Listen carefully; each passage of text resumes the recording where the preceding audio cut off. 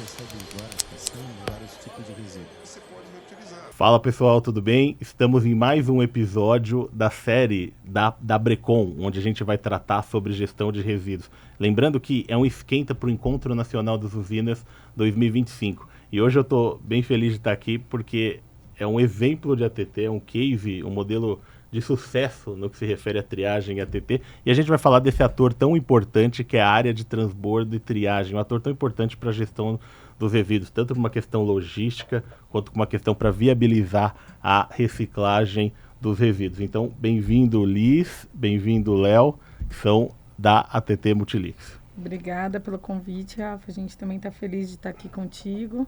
Estamos juntos aí nesse mercado já faz um tempinho, né? Então, a gente também está muito feliz pelo convite.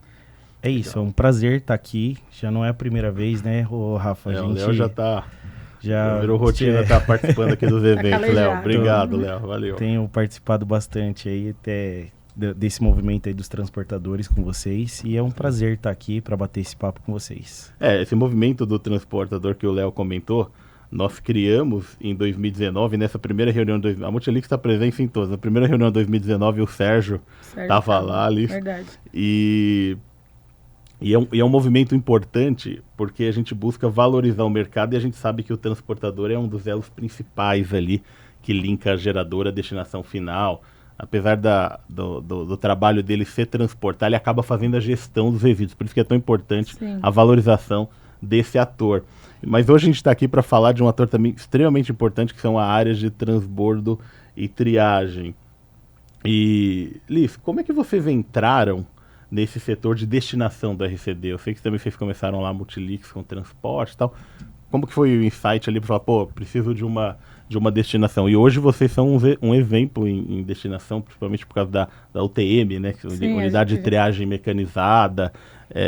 Não dá mais hoje por diversos aspectos, até questão de falta de mão de obra também, não dá para fazer catação. E aí a gente está pensando hoje em triagens mecanizadas e vocês estão à frente nesse quesito. Como que vocês entraram, por que decidiram entrar na destinação de resíduos da construção civil? Vou contar um pouquinho da história da Multilix para vocês entenderem onde a gente parou na área de transbordo e triagem. Aí.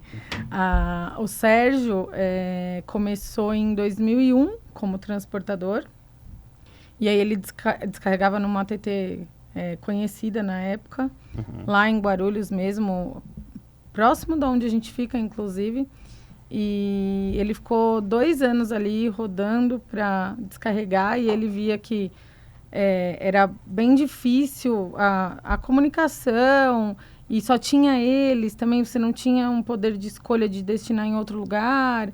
E foi logo quando começou a regulamentação mesmo das áreas de transbordo e triagem, porque antes isso não era muito bem imposto pelo município, né? Então, ele viu essa dificuldade e ele falou, gente, eu vou abrir uma área de transbordo e triagem. Ele ficou 2 anos só rodando e falou, eu preciso prestar um serviço melhor e fazer com que os transportadores também tenham outros lugares para descartar, né? Então, foi assim que surgiu a ideia e por conta dessa dificuldade mesmo, de ter só uma, né?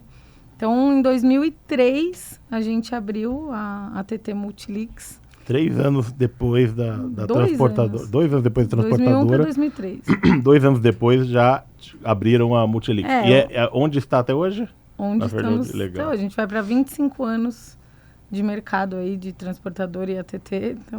Então, praticamente desde o começo. Porque, Liz, eu vejo que isso é comum no mercado. Uma evolução do setor do transporte é passar para uma ATT. A empresa ela começa a crescer e depender de estruturas de destinações no mercado de construção civil é um pouco complicado.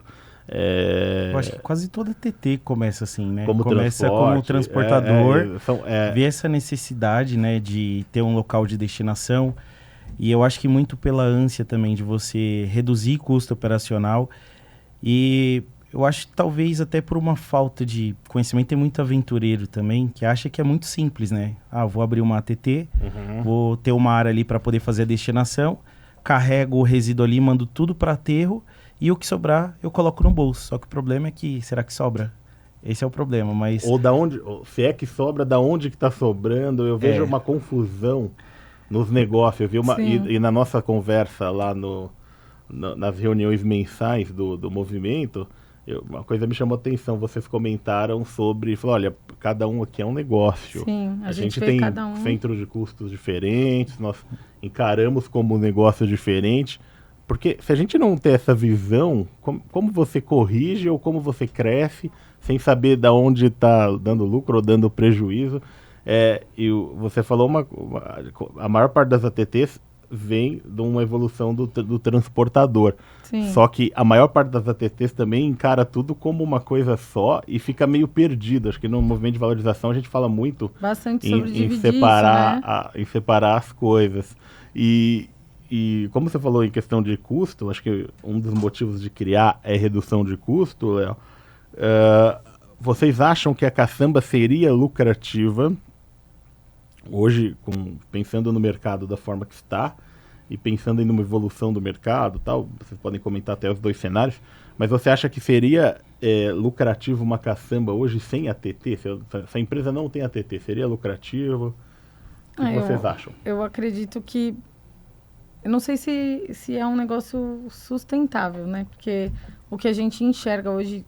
Os transportadores, a gente que está bastante tempo nesse ramo, né, Rafa, você também tá no mesmo barco aí Sim. que a gente vê que para ter lucro precisa ter algumas artimanhas que às vezes não pagar imposto ou dar essa pedalada aí. A gente pedala muito. Pedala muito. E aí, ou pega um empréstimo, e aí você vive nisso quando você vai ver que se você fizer o custo direitinho, não tá realmente. A operação não dá o lucro, né? Então, assim, a TT ajuda. Mas, como você disse aí mesmo, lá na Multilix a gente tem cada centro de custo separado. Uhum. Então, talvez por isso que às vezes a gente não briga tanto por preço no mercado, porque a gente sabe que aquele valor não vai pagar tudo que a gente precisa pagar, manutenção, que a gente sabe que é caro, motorista, tudo isso. Então, eu acredito que só a caçamba hoje depende de como é feito. E a gente... complicado. A gente está num momento muito importante esse ano, né, com o nosso planejamento estratégico. A gente está tentando olhar muito mais para frente agora. Está vindo muito forte na gestão, uma mudança de mentalidade. E uma coisa que estava quebrando, que quebra qualquer empresa hoje, principalmente no segmento aí de transporte de resíduos, as ATTs também, é a briga por preço. Enquanto você ficar brigando por preço, você não consegue avançar, porque eu vejo que hoje, não vou dizer que é o maior inimigo, mas um dos maiores inimigos hoje dos transportadores das áreas de transbordo é a falta de profissionalização. Tem até uns pontos aqui que a gente tem debatido, discutido bastante também, consegue enxergar isso hoje. Que exemplo, eu trouxe alguns tópicos aqui, como falta de conhecimento, aquele cara... que eu tinha comentado já, sobre o aventureiro, né? Que ele não tem conhecimento sobre o negócio, sobre o mercado, entra ali para poder, né, achar que vai ganhar dinheiro, só que ele não tem o conhecimento de uma operação. E isso existe tanto no transporte como na TT, Léo? Tanto no transporte. Nos dois. Eu não sei onde é maior isso, se é no transporte ou se é na TT. E até nesse tópico mesmo a gente entra também nessa parte do amadorismo, né? Você vê muita empresa... que, poxa, não faz uma segurança do trabalho, né? Não tem isso feito, não tem uniforme, o cara tá trabalhando de chinelo sem EPI. Aí você fala, poxa, isso diminui, lógico, que o custo dele, com certeza, né? Sim. Mas tá totalmente errado. Mas e o passivo que ele pode estar gerando, os riscos? O Movimento de Valorização do Transporte realizou o curso no final do ano, né? O Léo foi um dos professores palestrantes lá. E o Levi, ele apresentou nesse curso uma planilha falando de lucratividade aqui, onde com uma margem de lucro saudável de 30% para o transportador, a caçamba estaria acima dos R$600. Sim, e 30% é o mínimo aceitável, né, para o nosso segmento é um segmento muito desgastante, a gente não é um varejo que... né, então, assim, então 30% eu acho que é o mínimo de uma margem ali saudável para a gente ter de lucro. E aí a caçamba teria que estar acima de 600. Mas a gente tem o mercado do outro lado, que aqui você falou, pô, se ficar brigando muito com o mercado, tá ferrado. Porque para você pagar tudo isso, Liz, imposto, uma correta de destinação, tal, teria que ser acima de 600. Sim. Como não é, a gente pedala algumas coisas. Exatamente. Geralmente, onde depreciação de veículos. Sim. A gente, geralmente demora a trocar a frota, se é que troca. Caçambas. A gente demora, vai remendando. Vai ficando sucateado. A gente vai pedalando para ir sobrevivendo, justamente porque o preço tá em desacordo. É uma operação no improviso, né? Porque você vai improvisando, só que o improviso ele não sustenta a longo prazo. Mais hora, menos hora, aquilo ali cai por água abaixo, cai por terra e você não consegue mais operar, né? Então, assim, a gente vê que, né, a maioria das ATTs e as áreas os transportadores brigam muito por preço, então, e essa falta de conhecimento que eu comentei, eles acabam pecando na precificação, nos locais onde faz a destinação, na falta de valorização do resíduo dentro da ATT, daquele resíduo que você considera tudo como um resíduo único, vamos mandar para aterro sanitário, aterro de inerte, manda embora, porque o que sobrar para a gente, onde a gente conseguir economizar um pouquinho, é lucro e tá tudo certo. Então, isso é um pecado, assim, grave que faz qualquer empresa quebrar hoje. Não é só no segmento de gerenciamento de resíduo. É em qualquer segmento, né? Me parece, Léo, que as ATTs, de modo geral, elas não fazem a sua função. Não. Que é triagem. A maior parte é a AT, né? Área de transbordo, área de transbordo, né? só, O outro T esqueceram, tal. E aí não faz a sua função. Não é isso, não é um julgamento, é uma constatação que eu estou dizendo, porque por isso que não é lucrativo, porque ela não está fazendo a sua função. A TT acho que tem acho que eu quero que você fale um pouco mais sobre isso, mas ela tem ali uma função logística e também dá uma correta destinação, valorizando alguns serviços, que é isso que você está citando. E eu vejo que o mercado, de modo geral, não pensa assim. O que você acha sobre isso, Léo? Então, a gente, eu tô já há um bom tempo na Multilix, né? E do pouco que eu conheço do mercado, eu vejo que é uma das poucas empresas assim que leva a sério esse negócio da valorização. A gente colocou, eu acho que já tem o quê? Uns 8 anos já, né? A UTM. A UTM foi em 2017. 2017. É porque a gente buscava inovação para poder reduzir também o nosso custo operacional. Porque depender de aterro hoje, principalmente aqui porque cada região é uma bolha, né? Então, se você sair daqui, você ir para o interior, para, sei lá, daqui 100 km de distância, é um outro cenário, é um outro mercado. E aqui a gente depende muito de aterro. Hoje a gente vem buscando muito sair dessa dependência de aterro. Então, essa nossa unidade de triagem mecanizada, ela tem esse papel fundamental de tirar a gente dessa dependência. Porque, e se a gente vende isso para o nosso cliente também, a gente tem se consolidado, né, vendendo essa nossa imagem para os nossos clientes de que a gente faz a valorização do resíduo. Então, a gente tem que trabalhar forte nisso daí, de reduzir, de fazer a valorização do resíduo dentro da nossa área de transbordo para reduzir a quantidade, para tentar fazer aterro zero. É muito difícil, só que a gente vem nesse trabalho. E a gente opera zero na informalidade. Então, assim, mão de obra hoje é um negócio que é muito complicado, mas, né, para trazer, vocês sabem muito bem como está o mercado hoje.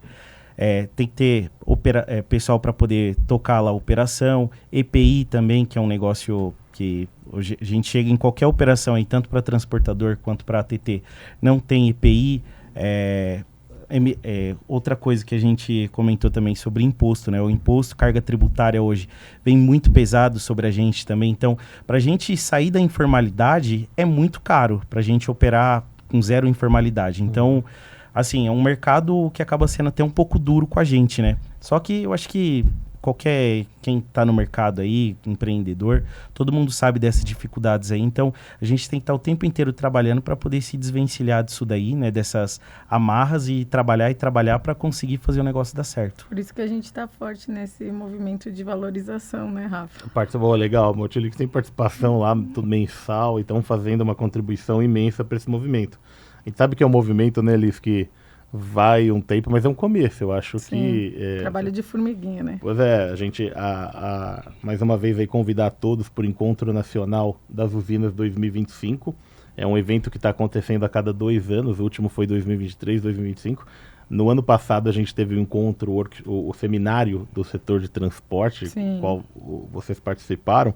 E a gente também quer fazer a cada 2 anos. Então, 2026, lançar mais um seminário daquele, além, claro, das nossas reuniões mensais ali, para poder dar continuidade nessa agenda aí, que é tão importante para o setor. Porque, Léo, para mim tá claro que vocês pensam ali em fazer a função que uma TT deve fazer. Eu acho que essa é a meta de vocês, é isso que vocês vêm fazendo e tal. E como que como que a empresa, ela atua em um ambiente de competitivo de uma competição extrema, tendo mais custos do que o concorrente, porque a gente fazer tudo isso gera mais custos. A gente, é aquilo que eu falei, a gente tem ali acima dos 600 para a gente... Tá, hoje o mercado está muito abaixo. Como que vocês estão enfrentando esse desafio aí, com uma competição tão extrema? É quase que vocês nadam sozinho ali no mercado, né? Eu vou só dar uma situação, depois o Léo fala. Aconteceu ontem comigo. O pessoal, Liz, poxa, eu tô aqui, tô com uma caçambinha de madeira, meia madeira, faz R$100 para mim, faz R$80 para mim. Falei, gente, desculpa, pode até ser, eu queria entender como as outras ATTs fazem esse valor. Tudo bem, é uma caçamba de madeira, a gente sabe que o custo de destinação é mais baixo, todo mundo que está no mercado sabe disso, mas e aí? Eu tenho minha estrutura, eu tenho uma pessoa, você descarregou a caçamba de madeira lá, eu tenho meus funcionários uniformizados com EPI, com espaço que não é barato, aluguel que a gente paga, com tudo isso, manutenção de máquina que depois vai carregar a caçamba e eles triarem ali, porque nunca cai só madeira, sempre tem ali mais alguma coisinha, e tudo isso eu pago com R$100, então, e a gente é mal visto por isso, principalmente quem é só transportador e vê a gente como transportador e ATT. Eles têm uma vantagem, isso é de muitos anos, eu parei de entrar nessas discussões em grupos, com as pessoas que pensam isso, porque é uma coisa, é a falta de conhecimento que a gente falou, que às vezes eles não têm noção do custo que é ter uma área de transbordo e triagem regulamentada, regularizada, com todas as licenças, com todos os funcionários registrados, sabe? Então, essa informalidade do nosso setor precisa acontecer, precisa melhorar, não pode mais ter, entendeu? A gente precisa estar concorrendo com gente que está no mesmo nível, porque senão a gente não consegue mesmo. Eu não consigo fazer uma caçamba R$100. Eu falei, desculpa. Então eu vou pegar e vou descarregar em outro lugar. Eu falei, me desculpa, mas eu não consigo fazer nada por você. Então... Concordo, Lister. E só fazendo pode seguir? Fazendo complemento aqui, a gente busca, eu acho que assim, tudo isso aí que a Liz falou, eu concordo completamente. E para fazer o complemento, uma dificuldade que a gente tem hoje é brigar mesmo com outras ATTs até mais próximas ali, que vem com um valor muito mais baixo, só que a gente optou por sair disso, por sair dessa briga de preço, e a gente mudou essa nossa forma de pensar, que a gente tem que ofertar mais qualidade para cliente e também trazer diversificação, porque... A gente, no início desse ano agora, eu participei de um treinamento que acabou até abrindo bastante a nossa cabeça, assim, trouxe bastante reflexão, e a gente conseguiu olhar um pouco para trás da nossa história e conseguiu analisar uma coisa, a capacidade de inovação. Quando a gente olha para a nossa linha de vida executiva, a gente começou em 2001, então, com a locação de caçambas, e a gente precisava de um local, sabe, para fazer a destinação de resíduos. Lá atrás, tudo bem, hoje em dia você abriu uma ATT, você já tem uma área você trabalha com transporte. Você abriu uma ATT, você não está inovando, porque hoje todo mundo faz isso. Inovação é o que o mercado não tem feito. Então, em 2003, aqui na Grande São Paulo, nós fomos uma das primeiras ATTs. Primeira ATT licenciada aqui na região metropolitana. Legal, isso. Parabéns. Então, aqui na região metropolitana, a gente buscou inovação para poder reduzir nosso custo operacional, porque a gente tinha essa dificuldade no transporte. Então, lá atrás, assim, a gente deslanchou. Foi um momento, assim, que a gente teve uma crescente, né, altíssima. A gente cresceu de forma exponencial. Só que aí a gente foi parando. Quando chegou em 2016, 2017... que aí vem um outro momento importante também, foi quando a gente buscou inovação, porque lá atrás, pouquíssimas ATTs, ou aqui na Grande São Paulo, acho que nenhuma, né, tinha uma esse processo mecanizado uma planta de unidade de triagem mecanizada, eu não lembro. Acho que você tinha alguma coisa também, né, Rafa? Eu tinha na região de Itaquera uma unidade, mas aí já tinha britagem, já era reciclagem mesmo, né? Já era reciclagem do resíduo. Então a gente veio com essa ideia de inovação também olhando um pouco para dentro, porque viu que tinha essa necessidade e a gente inovou de novo. Então foi um outro momento ali que a gente começou a crescer mais ainda. Só que aí o mercado começa a enxergar da mesma forma, né? E só um complemento aí na história da Multilix, que eu tô lá há 20 anos. A Multilix tem 25, eu tô lá há 20. O Rafa vai lembrar disso também, quando os ecopontos não recebiam gesso. A gente foi uma também das pioneiras de recebimento de gesso e destinação sustentável. Era que a gente mandava para cimenteira. Depois foram, junto com a gente, acho que tiveram mais algumas, mas poucas, porque na época eram poucas ATTs, né? A gente contava nos dedos as ATTs. Eu fui a 11ª ATT regularizada pela Anlurb. Você foi... Qual é seu número lá? Elis, como eu não sei, porque eu tenho 4 destinos na Anlurb, eu nem lembro qual com certeza foi a locoratória, mas eu não sei qual posição tá. Eu sei do transporte, que é 225, o nosso é de 99. O nosso transporte é 225. Hoje já deve estar em 2000, alguma coisa. Não, tem muitos agora. Tem muitos, né? Deve até passar disso. Acho que passou disso. Você falou do gesso, Liz. A gente teve uma discussão no episódio anterior com o professor André Luiz, que tem esse olhar da gestão pública. Aí eu falei sobre os ecopontos. Eu não acho que o ecoponto ele é concorrente de usinas e ATTs, desde que tenha uma boa gestão. Exatamente.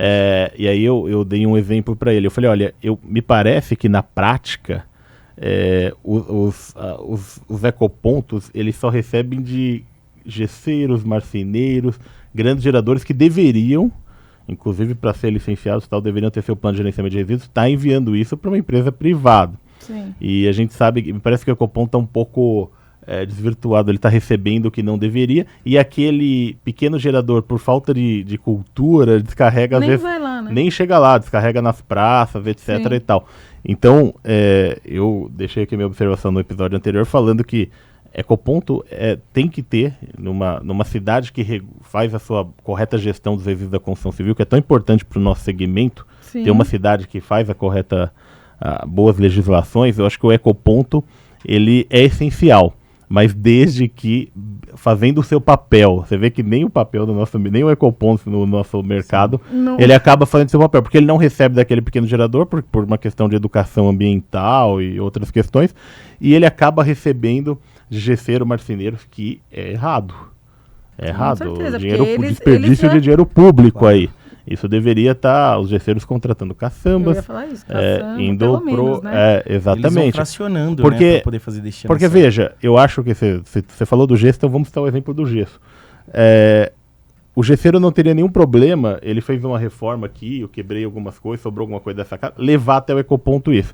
Mas na prática, o gesso que chega nos ecopontos são de fundições de gesso, de fábricas de artefatos de gesso, que deveriam estar, então, o seu correto destino. E isso prejudica, sim, o mercado, né? Então, foi legal essa observação. É mais de 1 tonelada, né, que eles geram por mês. Então, eles já se enquadram para destinar de uma forma... Deveriam, claro. A gente está falando aí de grandes geradores, conforme Exatamente. A legislação. Eu não acredito que essas caçambas de gesso de ecoponto vêm de obras de reforma pequena, senão a caçamba ficaria lá um tempão. Sim. Me parece que vem de casas de gesso e tal. Então... é algo... Eu tenho a mesma impressão. Isso acontece com marcenarias, etc. Tal. Então, a gente é a favor de ecoponto desde que tenha uma correta gestão, senão é desperdício de dinheiro público. Que seja para o gerador correto destinar, né? Perfeito. Para mim, ou para você que está fazendo uma reforma na sua casa e tem ali 5 saquinhos de entulho, aí sim, que não vai precisar de uma caçamba. Eu vou até dar um exemplo. Na nossa discussão do movimento de valorização do transporte, quando a gente apresenta ali o preço que a caçamba deveria ser, alguns transportadores dizem o seguinte: mas espera aí, quem ganha um salário mínimo não consegue contratar essa caçamba. Mas, cara, a caçamba é para quem tá fazendo obra.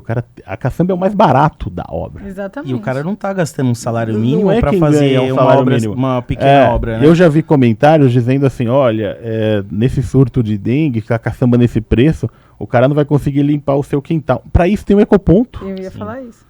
Então, olha como o mercado, e aí, Léo, falando um pouquinho da tendência do mercado, parece que é cego guiando o cego, cara. E outra, vamos colocar nos termos corretos da destinação de resíduo nas caçambas, limpar o quintal não é o resíduo que a gente pode transportar nas caçambas, né?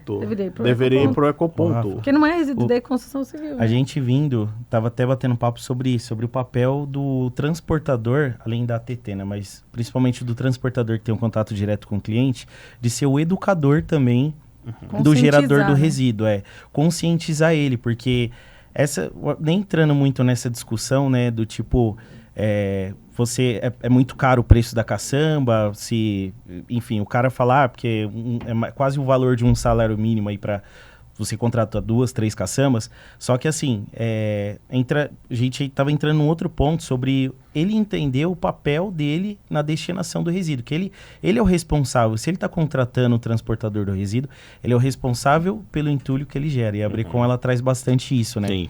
Que a gente tem que fazer, tem esse papel sim, não adianta a gente se isentar disso, achar que não é papel do transportador, porque é sim, que é o transportador que tem o primeiro contato com o cliente, e ele tem que entender que ele tem que contratar uma empresa séria, responsável para destinar, porque se esse transportador fizer a destinação errada desse resíduo, o responsável é ele. Tudo bem que o transportador ele também é penalizado quando ele faz o transporte regular. Só que essa culpa também recai sobre o gerador do resíduo, né? E aí olha como a gente entra num looping, que aí a gente volta pro valor da caçamba. Exato. Olha o looping, o gerador não sabe que é responsável, porque não tem também uma política pública que conscientize isso. A gente tenta, eles não vão acreditar, por quê? Porque eles querem um menor preço, aí cai no mercado que cobra o menor preço, e a gente não consegue cobrar o preço que deveria, e o looping volta.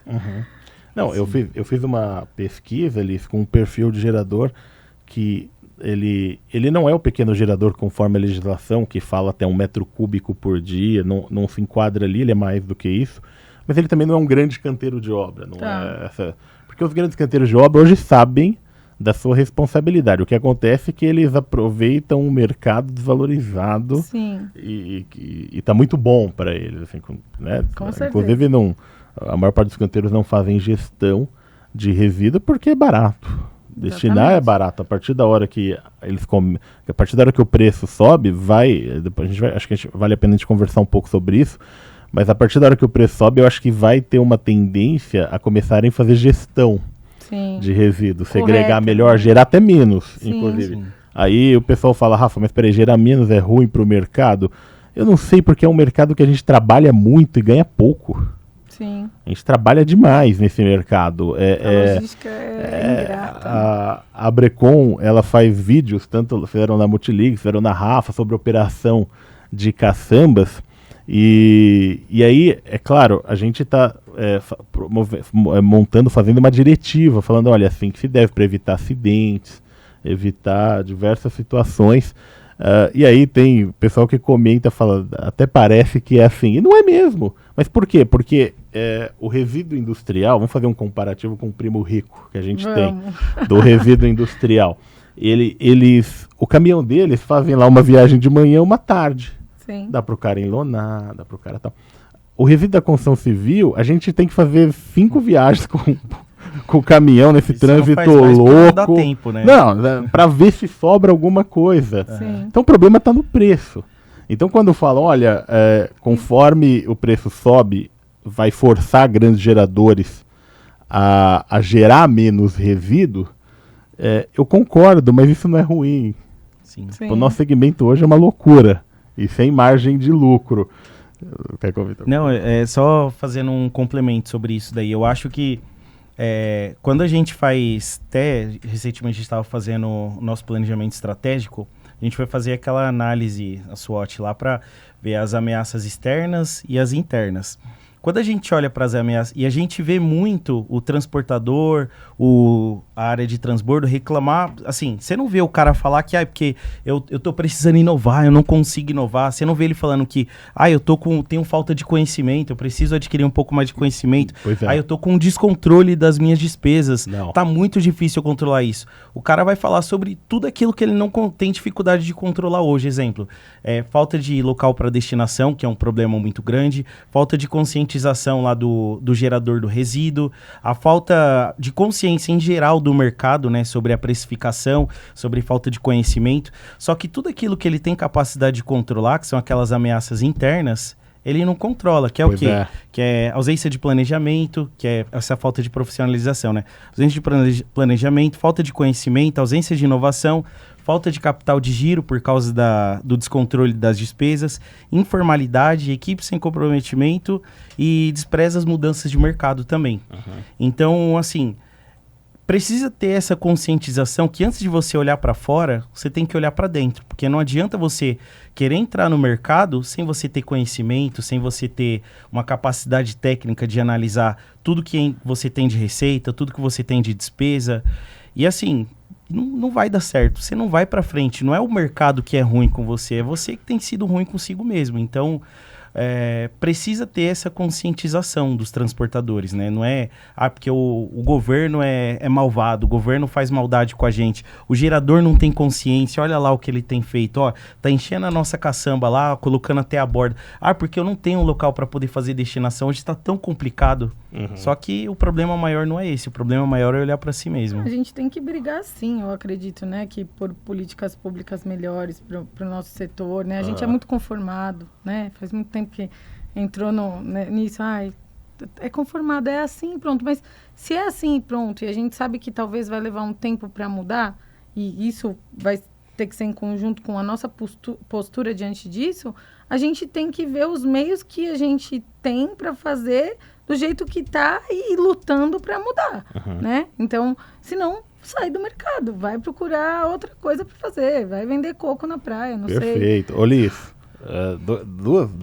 vocês falaram algo muito interessante e é justamente a missão do movimento de valorização.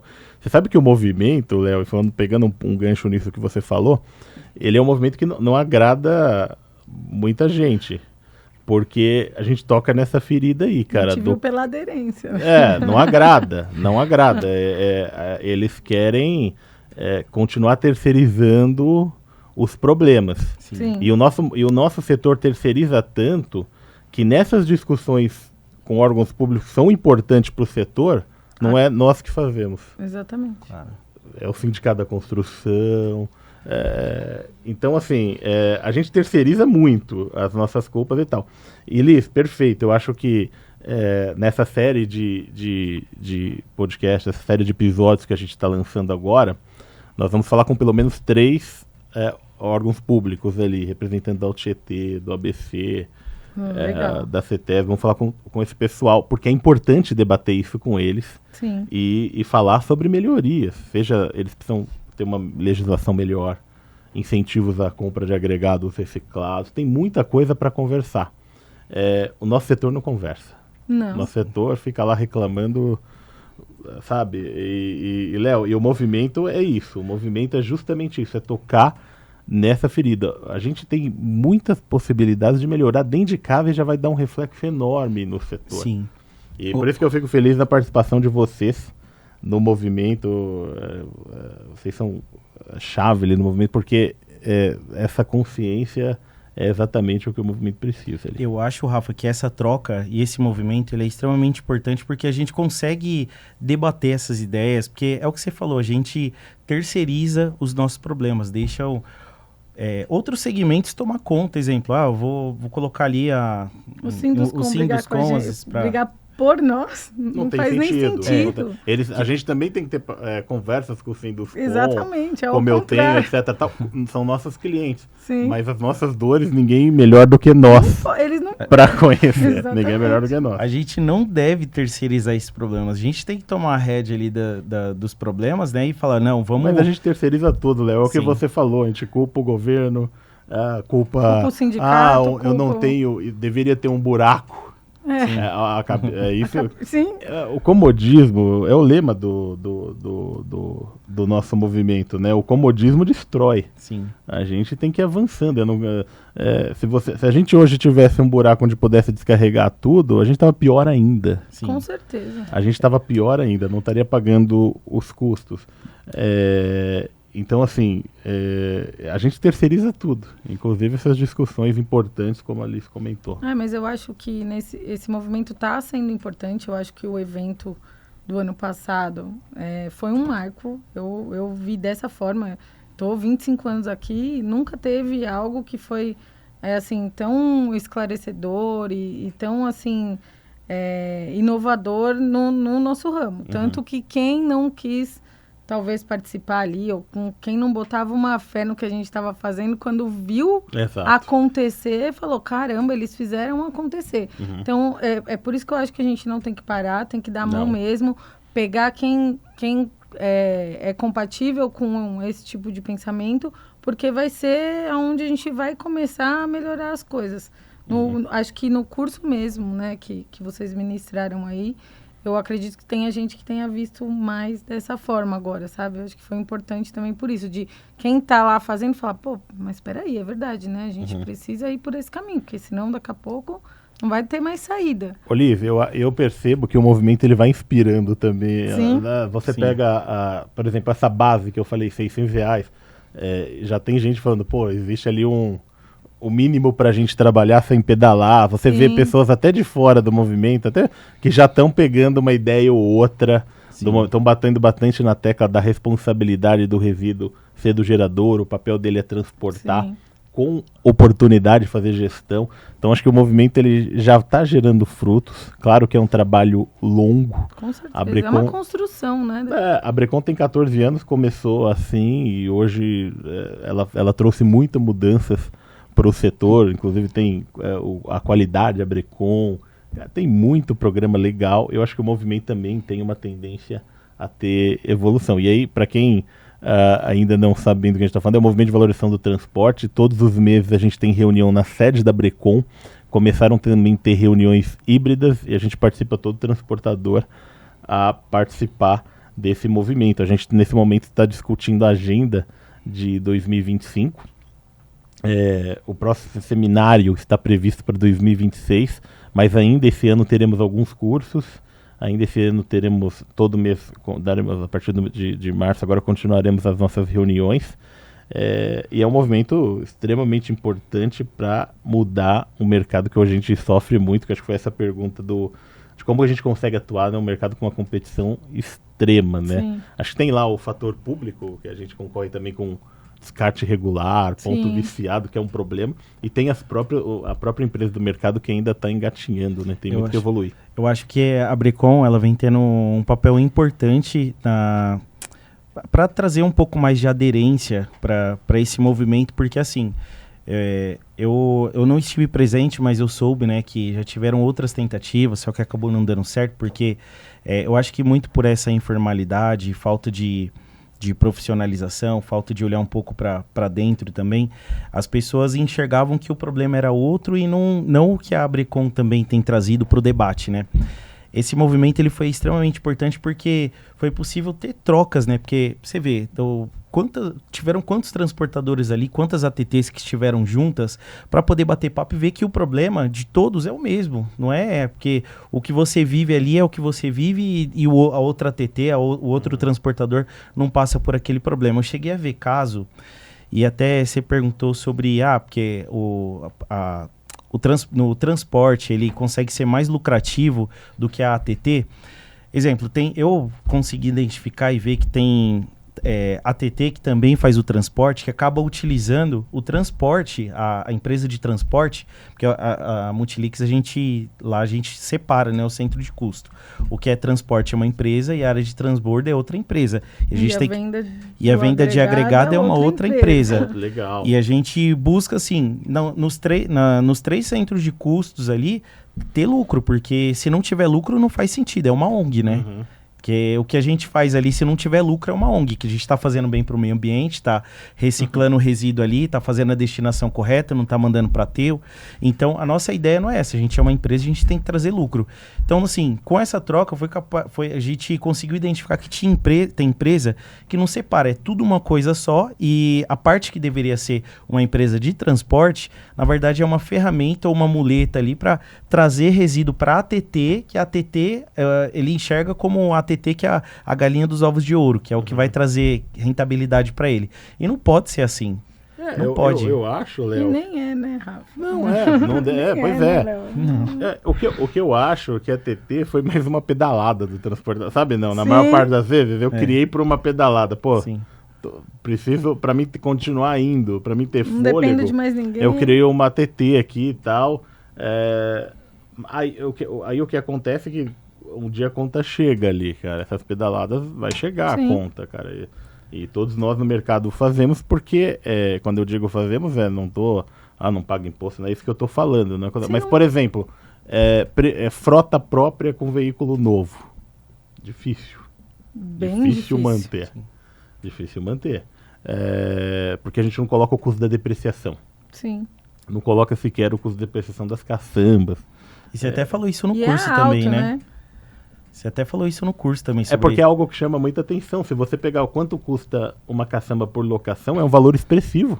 Sim. Tem um valor expressivo ali, R$15 por locação. É claro que vai depender do giro. Se a empresa gira mesmo, vai custar mais. Mas é um valor expressivo. Então a gente vai pedalando isso e lá na frente vê como é que faz. Agora... aquela coisa, né? Se mandar arrumar 10 caçambas no mês, tem gente que quebra. Quebra, exato. Porque não teve essa previsão. Exatamente. Empresas maiores, como a nossa, de vocês, ela tem... a gente deveria estar previsionando férias, 13º, tá? Já está ali na conta. Se alguém saiu, o dinheiro da rescisão já está reservado porque foi colocado. Não colocamos, a gente vai tocando.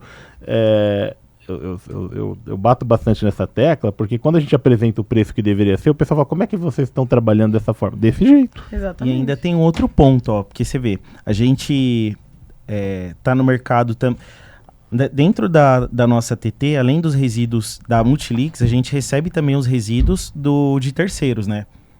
Então, como a gente acaba recebendo resíduo de terceiro, a gente ainda acaba competindo com o mesmo cliente nosso que faz a destinação do resíduo dentro da nossa área de transbordo. Então, assim, acaba sendo até... Quem vê de fora acha que é injusto, né? Fala, pô, vocês têm uma ATT, vocês têm capacidade de fornecer um preço menor do que a gente tem oferecido aqui para os nossos clientes. Mas não é o que acontece.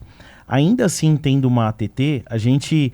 cobra um valor mais alto do que quem tem feito a destinação dentro da nossa ATT. E a gente que faz essa pergunta, fala, pô, como que esse cara vai, sei lá, se a gente tem praticado aí um preço de 500, 600 reais, como que ele chega no cliente lá e vai ofertar um preço de 400 reais,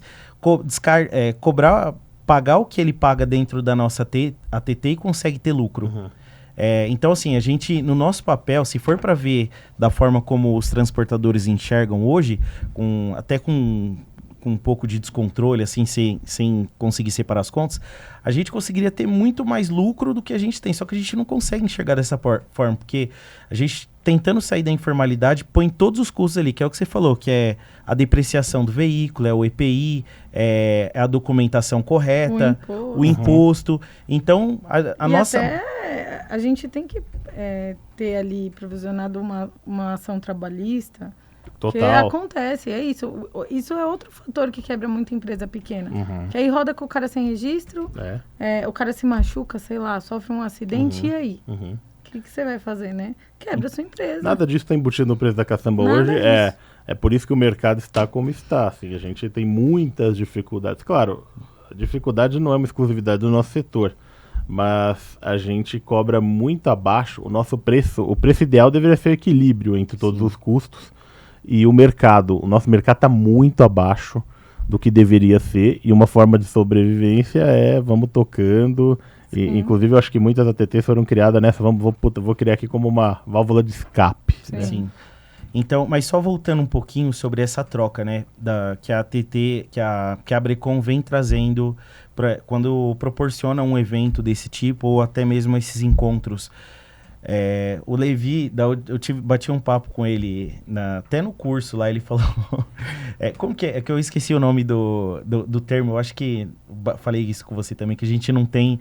Que ele falou que não tem um representante, exemplo, quando você vê lá fora, o rei das bitcoins, né? Que ele até comentou. Que uma sumidade. Sumidade, que era essa era a palavra. Que eu fui até pesquisar. Eu falei, mas o que é uma sumidade? O que ele tá falando? Eu falei, sumidade, eu fui pesquisar para ver se existia, mas existe essa palavra. Que é o rei dos bitcoins, o rei das criptomoedas. A gente não tem uma sumidade hoje para os caçambeiros, né? Que é o rei das caçambas. Você não tem um cara que chega ali e fala, pô, eu vou representar vocês, vamos fazer uma força aqui, porque eu acho que isso é talvez uma falta de autoestima também, né? E que a gente precisava também, talvez até, exemplo, a gente vê pelo sindicato. Tem um sindicato mais forte também, sabe? Para poder representar a gente. Eu acho que isso é extremamente importante. E a Brecon, ela vem tendo esse papel de trazer esse grupo, fortalecer ele para a gente fazer essas trocas, a gente conseguir trazer ali ideias, né, para poder fortalecer o mercado. E a gente não tem que se enxergar como um concorrente, a gente tem que se enxergar como um parceiro. Precisa. Tem muitas soluções que tem que ser discutidas em conjunto. Léo, você falou da Brecon. A Brecon, ela é a Associação Brasileira para Reciclagem de Resíduos, onde seus associados são usinas de reciclagem.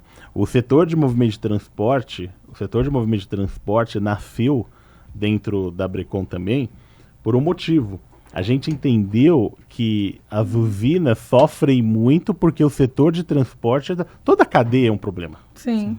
Toda. Mas o transportador é o elo principal. É ele que faz o link ali e tal. Então, porque uma das perguntas que muita gente faz, por que a Brecon está na questão do movimento de valorização de transporte? Simples, porque a gente entendeu que para as usinas continuarem evoluindo, o setor de transporte precisa evoluir. E muitos transportadores ATTs questionaram isso também quando teve esse evento ou voltou esse movimento, né? Por que a Brecon tá se envolvendo nisso? Então você vê, tá vindo com uma ideia bacana, né? De fortalecer. Ela depende imagina uma valorização do mercado de transporte. Ele valoriza todos os demais mercados. Agora, e ao contrário também é verdade, se você pegar o mercado desvalorizado, as usinas passam dificuldades. Sim. É o que ocorre isso. Inclusive, eu vou fazer uma pergunta para vocês. O que eu vejo no futuro? Eu vejo as áreas de transbordo e triagem exercendo muito bem um papel logístico, e usinas de reciclagem, elas demandam áreas maiores, porque você tem que ter estoque. Hoje uma grande dificuldade das usinas, Léo, é vender. Né? E às vezes quando vende, não tem material para entregar, sabe? Aí fica aquele ciclo vicioso também. Porque vai comprar numa pedreira, eles mandam caminhões, mas caminhões não é um problema fornecer. A usina, ela fica lá, pô, não consigo vender. Aí quando vende, não tem. Então, ou falta matéria-prima ou falta produto, né? Ou falta matéria-prima, o produto, não tem espaço para estocar. Então, eu vejo as usinas, elas demandam áreas maiores. Então, eu vejo as ATTs tendo um papel muito importante para as usinas, que é um papel logístico. E aí, claro, quando você manda e aí depois a gente vai discutir como esse material vai entrar na usina, se é uma matéria-prima, se é um resíduo, se tem valor, se não tem. Não é essa discussão agora, mas eu vejo se desenhar esse modelo logístico. E aí, a minha pergunta é, como é a realidade hoje de uma ATT fornecer para uma usina? Quais são as dificuldades? O que o mercado tem? E se vocês também enxergam um pouco esse futuro, assim, porque quando a gente fala... De ser complementares, você diz? De serem complementares, porque assim, quando a gente fala em prioridades na gestão de resíduos, vem não gerar, tal, e reciclar, obviamente, antes de aterrar. Então, então assim, gerei e tal, reciclagem. Para a gente respeitar essa diretriz da Política Nacional de Resíduos, eu vejo a ATT fornecendo, aí eu vou falar matéria-prima ou resíduo, porque depende, ou a proposta comercial entre elas, pode já sair de um processo mecanizado e já está pronto só para beneficiar. E eu estou colocando isso porque justamente áreas de transbordo e triagem vão ter essa função logística, ou seja, tem que estar mais próxima dos centros urbanos, e aí acaba geralmente tendo áreas menores do que usinas. Então, como vocês enxergam essa transação de mercado? Vocês acham que vai ser acho viável? Eu acho que está acontecendo. Lá Tá vai contar um acontecendo. pouquinho Legal. do que estamos Vou falar passando. sobre até um case que eu acho que é bacana, que até de um associado de vocês, que é a Empreiterra, ele, do Harney. Conhece o Harney, né? Conheço, Guarulhos, estão próximos Isso. a vocês ali. Até, Bem e vai pertinho. muito de encontro a isso que você falou, sobre ser um apoio logístico também. Hoje, a gente não tem a capacidade a gente não tem o mesmo papel da usina, na verdade, né? O que a gente faz lá, com uma tratar o operação resíduo. que a gente tem, é basicamente fazer a segregação, separar o resíduo. A nossa máquina ela não faz a britagem do resíduo, ela faz o peneiramento, a segregação. Você separa ali entre a areia, a brita e o rachão, que é um pouquinho maior. É um processo de triagem que separa por granulometria. É Isso. aí. É uma E- peneira mecanizada que faz exatamente isso. Exemplo, essa usina, ela tá ali do nosso lado, não tem em linha reta ali, eu acho que não dá 1 quilômetro de distância. E eles não recebem, e, assim, quando uma usina, às vezes, que é o que você falou, que por falta de espaço, às vezes, que uma pedreira, ela tem espaço, ela tem matéria-prima ali também para poder processar, tem uma capacidade. Já a usina não, a usina às vezes tem uma área menor, não tem matéria-prima também para processar. Então a gente precisa olhar por esse lado para fazer uma composição, porque é esse caso, eles estão ali do lado, a gente tem conseguido, né, nesses últimos dias, nesses últimos meses aí, fazer uma composição para que, quando ele tem um volume muito alto de algum pedido que ele precisa processar, a gente vai fazendo essa composição e dando vazão para o resíduo que a gente, para o agregado reciclado que a gente tem na nossa área de transbordo, e ele consegue processar lá também, fazer uma britagem, transformar o agregado lá dentro e fazer essa destinação. Até troca de resíduo, né? Isso. Às vezes, porque às vezes ele tá com uma demanda alta de rachão e a gente uma demanda alta de areia. Aí acaba fazendo essa troca. Porque eu vejo, a área de triagem tem a função de triar. Hoje, na prática, todas as usinas têm o seu processo de triagem ali dentro também, porque a realidade do mercado é receber resíduo sujo. Sim. É o que a gente falou lá, que o pessoal não separa. Essa né? é a realidade. Mas imagina um mercado onde as áreas de triagem fazem essa função, e aí você pode ter usinas especializadas em britagem, classificação, as áreas de triagem, porque existe um fator logístico, chegam cargas fracionadas nas áreas de transbordo de triagem pequenas, caçambas de 4 metros cúbicos geralmente. Então ela tem esse fator logístico e faz o papel dela, que é triar. É legal entender que isso já está acontecendo aí entre vocês. Sim. Você falou, Léo, sobre evolução do mercado, sobre melhorias, vocês vêm abrindo esses caminhos, é muito legal. E a gente precisa buscar soluções, porque até comentei sobre um atraso também, sobre a gente conseguir enxergar essas mudanças de mercado. E foi o que aconteceu muito ultimamente aí com como o mercado tem enxergado o agregado reciclado. Quando a gente implantou a nossa unidade de triagem mecanizada para poder transformar o resíduo, fazer essa segregação, a gente nadava de braçada, porque tinham poucas usinas ali pela região, poucas ATTs faziam hoje esse trabalho que a gente faz, né? E a gente conseguia destinar muito mais fácil, vender, a gente tinha uma receita boa. Só que no mercado hoje as começaram a pipocar várias ATTs, não tem o processo e o custo que a gente tem hoje para poder processar, e não faz de uma forma tão eficiente. E para evitar de mandar para um aterro e reduzir o custo operacional, eles passaram a doar, né? Ou às vezes colocam uma pequena máquina ali, processa e começa a doar. E é um problema que as usinas hoje vêm enfrentando, né? Também. Agora, eu não vejo como fazer qualquer processo e você produzir um agregado e doar, porque existe custos envolvidos nessa operação. Sobre isso numa reunião, né? Não é algo que eu vejo sendo sustentável. Isso é mais uma pedalada, Léo. Sim. Porque o que ele faz? Ele faz um processo, não tem espaço, só preciso mandar isso, nem se for doando. Sim. Então é mais uma pedalada do setor, mas não é algo sustentável. Veja, uma empresa uma empresa criar uma ação dessa emergencial, mas se virou regra, a empresa não vai aguentar, porque não é sustentável. Ô, Léo, a gente está nos minutos finais do nosso tempo, mas a gente não pode deixar de falar sobre o aspecto de triagem mecanizada. A gente comentou sobre mão de obra, que é uma dificuldade hoje do setor. e a própria catação não é algo legal, né? Para catação lá é uma função ingrata, né? Exato. Fala um pouquinho do aspecto de triagem mecanizada, assim, em relação ao modelo que é prática na maior parte das ATTs, que é a catação ali. É o que a Alice falou, é um trabalho muito difícil, é ingrato. No tempo, chuva, sol. As áreas de transbordo geralmente são áreas abertas, então tá chovendo, tá fazendo sol, eles têm que estar ali. Então, por esse motivo, a gente tem até um turnover muito alto, né? Assim, é difícil alguém chegar ali e ficar ali por muito tempo. Então a gente tem que... Porque não aguenta, porque é sol o dia inteiro. Tem que estar de EPI, porque a gente exige isso. Tem que estar de luva, tem que estar de bota, tem que estar de máscara. Muita poeira ou lama, né? Muita poeira, muita lama. É difícil fazer eles usarem, né? Porque é a touca, é a máscara, é o óculos, e aí eles começam a não querer usar. Então, se tá muito sol, pensa você com todos aqueles EPIs ali, tendo que fazer essa triagem. Se tá chovendo também, a gente também não tem como parar a operação, porque a triagem tem que continuar, porque a operação não para, a gente continua recebendo resíduo. A gente nessa reunião que a gente teve agora de planejamento estratégico, né, a gente tem buscado muito isso agora, partir para aumentar a quantidade de resíduo processado dentro da unidade de triagem mecanizada, porque... Na cabine mesmo. Dentro da cabine. Porque se deixar a triagem manual, o custo é muito mais alto, né? Então, a quantidade de resíduo que a gente processa também é muito mais baixa.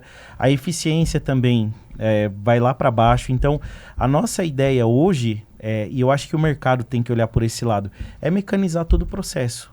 É claro que tem um investimento muito alto, não é barato, principalmente para quem está começando. Só que eu acho que o caminho para você ter mais eficiência é você mecanizar todo o processo de triagem. Porque hoje a mão de obra, vocês sabem muito bem que não está fácil você encontrar, ter gente ali. E não é um trabalho assim... É ingrato. É ingrato, não é fácil para o cara estar ali no sol, na chuva, usando o EPI. E em muitos casos também, até por esse mercado, essas dificuldades que a gente enfrenta, ter alguém que trabalha na formalidade. A maioria dos casos acaba trabalhando de forma informal. Ou com cooperativa, né? Então assim, na informalidade, além de todos os problemas, né, de você trabalhar fora da informalidade, tem o cara ali que corre o risco, né, de trabalhar sem o EPI, causar um acidente, trazer algum risco para a saúde desse colaborador. Então, eu acho que o mercado tem que sair disso, tem que ir para o lado da mecanização da triagem. Eu acho que é essencial. Isso. Essencial. Extremamente essencial. Legal. Gente, estamos chegando aqui no finalzinho. Eu acho que para discutir sobre a área de transbordo e triagem, a gente foi muito feliz em ter a Liz e o Léo da Multilix. Acho que é um exemplo nessa questão de área de transbordo e triagem. Agradecer vocês e estão super convidados, e aí convido toda a nossa audiência para o Encontro Nacional das Usinas 2025, que vai ser 26 de março aqui em São Paulo. Então, obrigado, Liz, obrigado, Léo. Estaremos lá, Rafa, com vocês em mais um evento, e a gente que agradece. Foi muito bom também esse bate-papo, é sempre bom conversar sobre as nuances, atualizações e o que a gente passa aí no mercado e colocar isso para todo mundo também ter uma ideia. Muito obrigada. É isso, eu também agradeço o convite, contem sempre com a gente, sempre um prazer estar aqui com vocês. Eu acho que, como eu falei várias vezes aqui, esse movimento que a Brecon tem trazido, ele tem sido extremamente importante para o mercado, para a gente trazer uma gestão mais profissional, um entendimento melhor, uma mudança de mentalidade para o mercado.